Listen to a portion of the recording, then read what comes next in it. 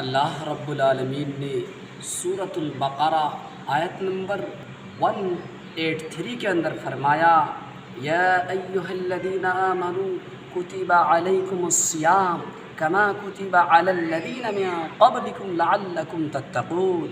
حضرات اب ہم اور آپ اس کا ترجمہ دیکھتے ہیں۔ اللہ رب العالمین اس آیت میں ہم اور آپ کو یہ بات کہہ رہے ہیں کہ اے لوگو، تم لوگوں پر روزہ فرض کی گئی ہے جیسے کہ تم سے پہلی امتوں پر فرض کی گئی تھی، لعلکم تتقون، تاکہ تم لوگ متقی تقوی جیسی صفت کو اختیار کرو۔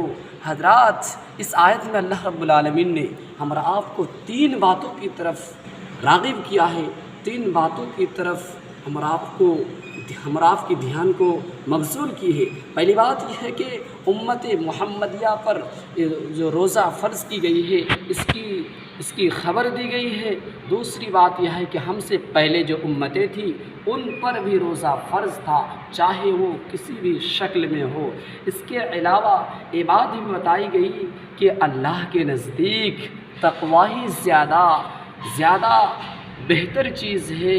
اللہ رب العالمین سورۃ الحجرات آیت نمبر 13 کے اندر فرمایا، ان اکرمکم عند اللہ اتقاکم، اے لوگو، تم لوگوں کے اندر یعنی تم لوگوں میں سب سے بہتر انسان وہ ہے جس کے اندر اللہ رب العالمین کا زیادہ ڈر ہو، وہی شخص اللہ رب العالمین کے نزدیک اسی کا زیادہ ویلو ہے۔